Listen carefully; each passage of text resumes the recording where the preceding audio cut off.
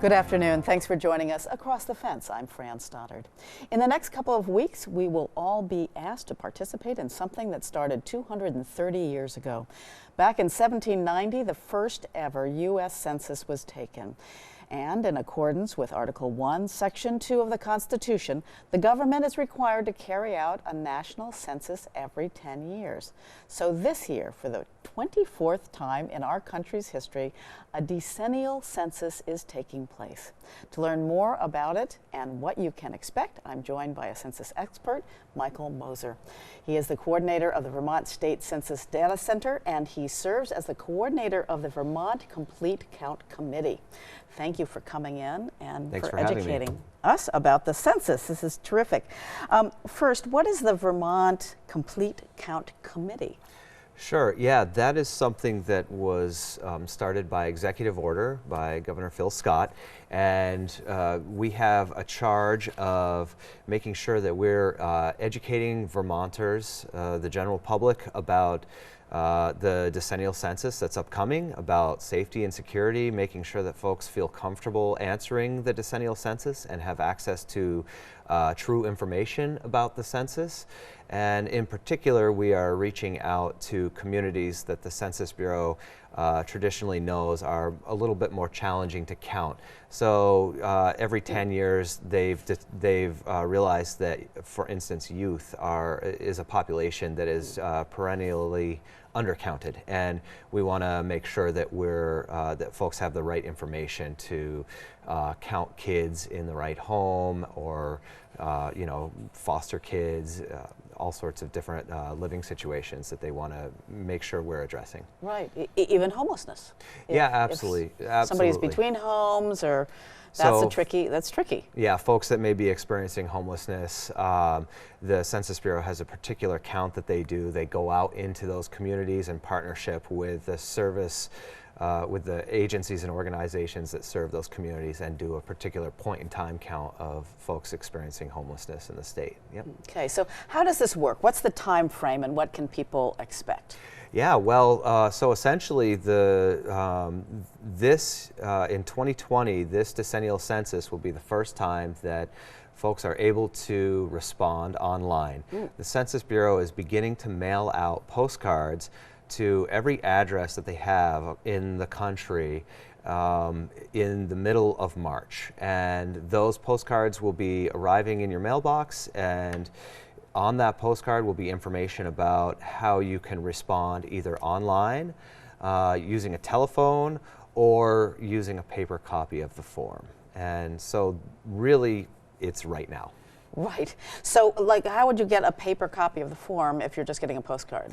Absolutely. So, if you don't respond online or by telephone for your household, then there will be additional mailings, and one of the additional mailings will be a complete paper form that you can just fill out for your home, and it's self-addressed, self-stamped, so you just put it back in the mail and send it off.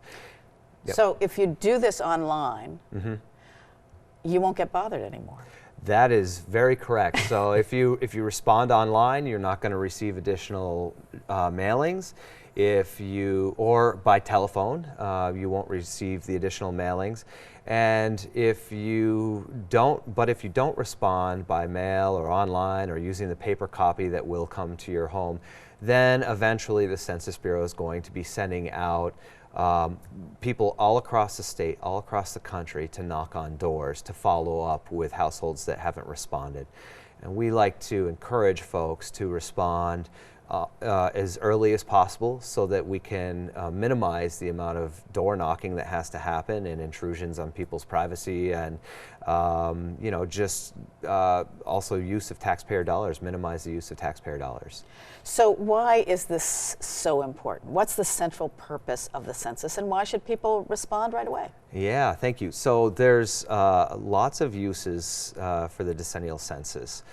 One of them is for Vermont reapportionment. So we look at our representatives and we look at our legislative districts within the state of Vermont, and we use the census data to understand what the populations are doing within those districts, and we will develop a reapportionment committee in 2021 or at the end of 2020, and that committee will be responsible for undertaking that activity.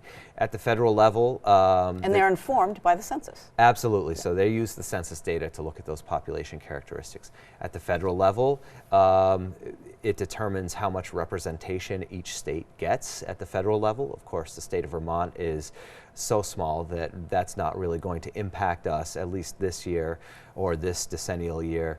And then the decennial census data is also used as baseline, sort of foundational data for the distribution or redistribution of federal funds back to the states. So this is a point that I like to sort of drive home quite a bit. We all pay federal taxpayer dollars to some extent, and the census data enables us to bring back those federal taxpayer dollars to the state of Vermont through programs like housing and urban development programs, SNAP benefits for children, whatever the federal programs are, transportation funds, healthcare, human services programs. All of those programs utilize census data to understand the size of the populations and the characteristics of the populations that they are serving. And so every time that we don't count someone in Vermont, we're missing out on those federal funds that would come back to us to serve those people or that person in a community. Right, so that's really significant for us and for social services. And so how would you measure how important that is to Vermont and Vermonters? Sure. There is we could measure it in terms of dollars if we wanted to. And there is a report out by the George Washington University that looks at the total federal dollars that are received by every state. I think the year they looked at was like 2017 or something like that. And then they look at the total federal dollars that come back to each state, and we can look at that number and do a really rough calculation with our total population. And what we see is that for every person that's counted in the state of Vermont, it equates to about $4,000 of federal funding per year that comes into this state. And so, of course, that's a great incentive for us to count every single Vermonter, every single person residing in Vermont who lays their head on a pillow at night in Vermont. It's not about citizenship status. It's not about other status, whatever your legal status is. It doesn't matter. If you live in Vermont, you're a Vermonter, and we want you to count here. Right. Let's talk about that a little bit. People have privacy concerns about this. So if they enter and they do this online, how is that information used, and how can people feel about privacy concerns? Absolutely. There are folks that may have concerns about our federal government, about federal bureaucracy and their data. And there's several different ways to think about this. First of all, the Census Bureau is bound by federal law, Title 13. Census Bureau employees and the Bureau itself are not allowed to share out data once it's brought in. So once you fill out a form, once you give your information to the Census Bureau, there's no way that it can be pushed back out in any form that's identifiable back to you. And that's really important.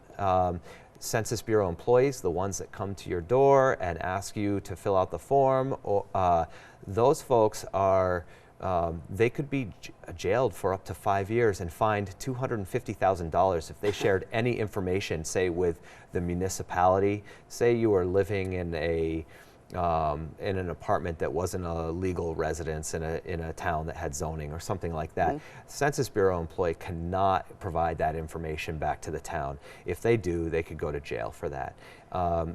So that's really important for folks to keep in mind. That's one piece of the security and safety aspects of this. They're really looking for the numbers, but they need details to get the numbers right. Yes. But none of those numbers are shared out, or none of those details. None of the details at the individual level, and the Census Bureau has, they have statistical methods that they use to ensure that the data are not, cannot be, so that individuals cannot be re-identified. Right. And that's really important. Basically, the data are reported in the aggregate.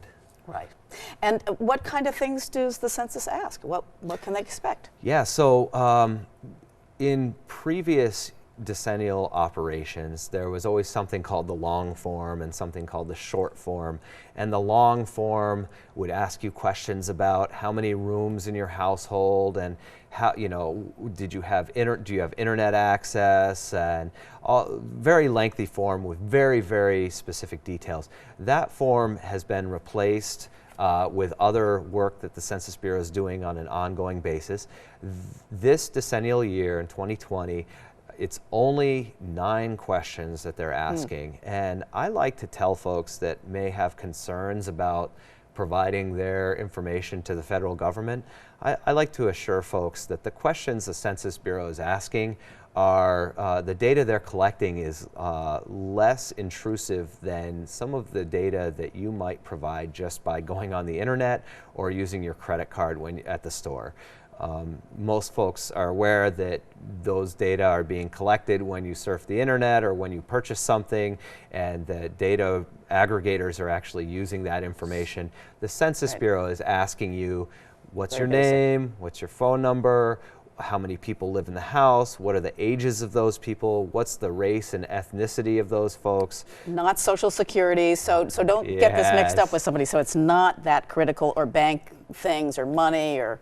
So now we're talking about scams, right? And the Census Bureau will never ask you for your Social Security number. They will never ask you for your bank account information. And if someone's asking you for that, we ask that you report that. So people can get in touch with you at Michael Moser at uvm.edu with more questions, or for you to present. Yeah, absolutely. We will come to your community, organization, business, and talk to folks about the importance of the census, hopefully dispel myths. And we are done. So, thank you so much, Michael, for joining us today, and thank you for joining us Across the Fence. I'm Fran Stoddard.